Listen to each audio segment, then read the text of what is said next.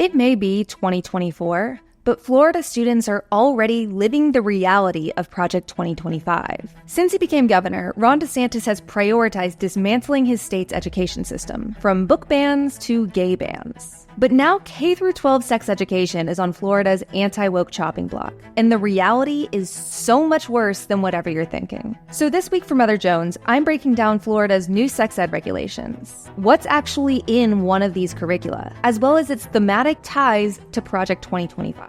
The Orlando Sentinel recently reported that some Florida school districts have been instructed to exclusively teach abstinence-only education in public schools. Schools are no longer allowed to teach teenagers about contraception, show pictures of anatomy, or discuss sexual violence. One instructor started a list of words she was told to keep out of the classroom. These include consent, abuse, fluids, and anything that touches on LGBTQ information. Let me be clear, abstinence-only education does not work. These programs have been linked to more teen pregnancies, correlate to higher numbers of STDs, and prime students to blame victims in the case of assault. But of course, why should that matter to a state that wants to ban the word domestic violence from its health class? Now, this move by Florida Republicans is a logical next step to a law from last year. It insisted schools use pre-approved abstinence-only curricula. Otherwise, they had to submit their own lesson plans for state approval. Except there's one problem. The state never approved or rejected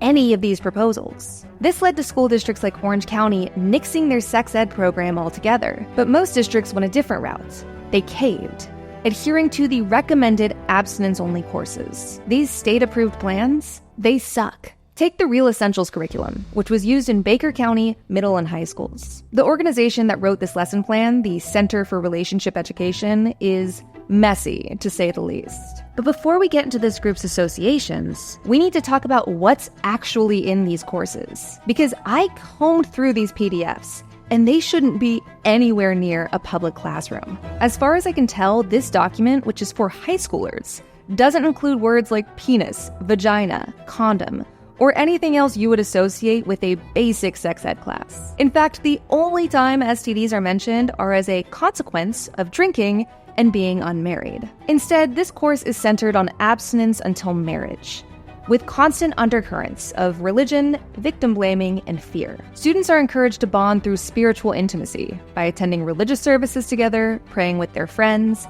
and sharing thoughts about a higher power. Additionally, involvement in a religious institution is classified as one of just 3 constructive uses of time for a child. When it comes to assault, I do want to note there are responsible passages. Students are told to trust their instincts, communicate consent, and that drinking doesn't give up their right to say no. These are all ideas that should be taught in any sex ed class. But at the same time, students are told not to be helpless, and that assault is a consequence of drinking, just like HIV. Overall, sex is barely mentioned in this 196-page document. The text often tiptoes around it, like in this part titled, "Don't Awaken Desires That Will Only Leave You Frustrated." That's about being horny, but we're supposed to pretend it's about sugar cravings. Whenever sex is explicitly mentioned, it's meant to scare students. Like in this illustration, where sexual activity is right across from being in a gang in the hallway of temptation, because those are definitely the same thing. But the most important part of this curriculum is its focus on marriage. Students are given a handout of 26 reasons to get married and have to recite the popular jingle, "First comes love, then comes marriage,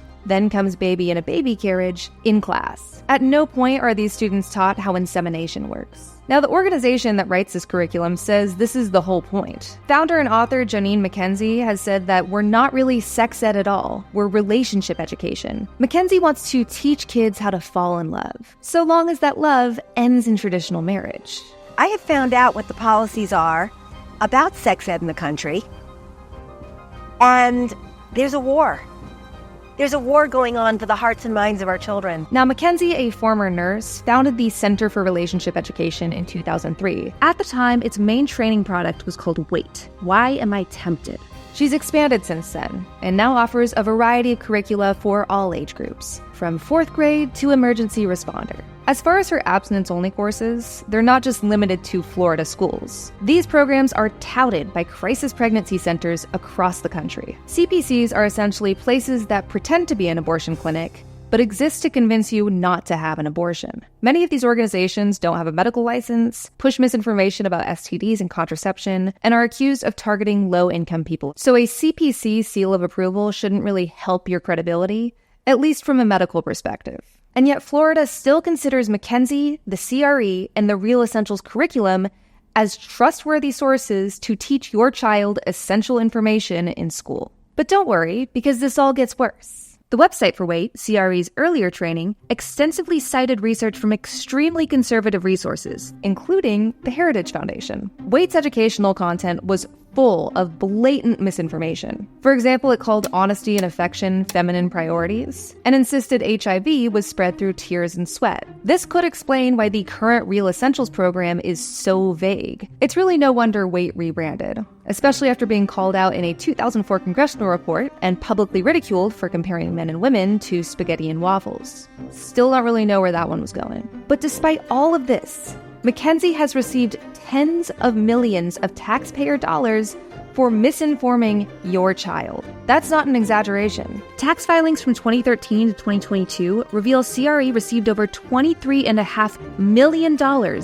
in government grants. And even though the CRE is no longer citing the Heritage Foundation, it at least aligns with the organization's values. Page 4 of the Mandate for Leadership, the official name for Project 2025, calls for deleting terms like abortion, gender, and reproductive health from any part of the government. Sound familiar? Additionally, page 62 calls for the elimination of comprehensive sexuality education, and page 5 insists educators and librarians should be put on a sex offender registry for distributing pornography. At this moment, students in Florida are getting a sneak peek of what it means to live under Project 2025. Hundreds of books, from Anne Frank's Diary to The Handmaid's Tale, have been banned from Floridian campuses. The state refused to allow AP African American Studies. And you try to use Black history to shoehorn in queer theory, you are clearly trying to use that for political purposes. And now millions of kids are lacking a proper sex ed program, maybe one of the most important and consequential courses they'll ever take. Right now, an entire state is misleading its children on a topic where there is no room for error. But somehow, what's even scarier is that this is just a trial for what conservatives hope will be a nationwide movement, one that starts on January 20th, 2025.